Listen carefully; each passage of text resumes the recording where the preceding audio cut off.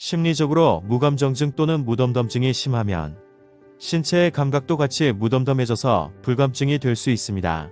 무감각증이 있으면 감각이 심하게 둔해서 웬만한 자극에는 잘 반응하지 못합니다. 드문 현상이지만 심한 경우 상대와의 잠자리에서 평생 동안 성적인 쾌감을 전혀 못 느낄 수도 있습니다. 수많은 상대를 바꾸면서 변화를 줘봐도 오르가즘을 느끼는 것은 거의 불가능에 가깝습니다. 당사자들의 말을 들어보면 자신의 이상형과 잠자리를 해도 심리적 만족감 정도에서 끝난다고 합니다. 또한 상대 남성으로부터 아래쪽이 좁아서 명기라는 찬사를 들어도 자신은 전혀 오르가즘을 느끼지 못한다고 합니다. 그런데도 계속 잠자리를 하는 이유는 혹시나 오르가즘을 경험할 수 있지 않을까 하는 희망 때문이라는 사람도 있고, 상대방이 자신을 좋아할 때 느껴지는 존재감 때문이라는 사람도 있습니다.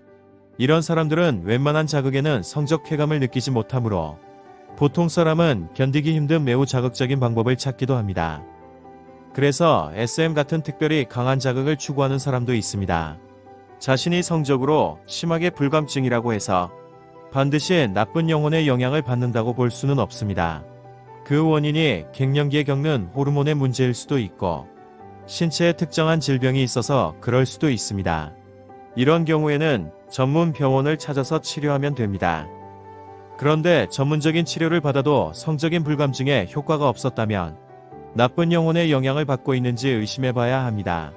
특히 자신이 무감정증 또는 무덤덤한 사람이면서 성적으로도 심각하게 불감증인 상태라면 그 원인이 나쁜 영혼일 가능성이 매우 높습니다. 특히 과거의 불안증이나 우울증, 가정학대 같은 경험이 있었다면 그 가능성은 더욱 높아집니다. 귀접 현상으로 오르가즘을 종종 경험했었는데도 이성과의 잠자리에서는 전혀 성적 쾌감을 느낄 수 없는 증상도 나쁜 영혼이 개입되었을 가능성이 높습니다.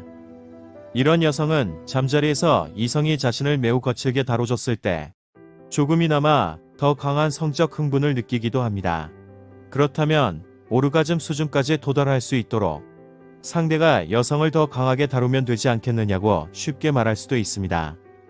하지만 그렇게 하면 여성은 거사를 치르고 난 후에 질염이나 방광염 등과 같은 질환으로 병원에 가야 할 정도로 건강에 상당히 심각한 문제가 생길 수도 있습니다.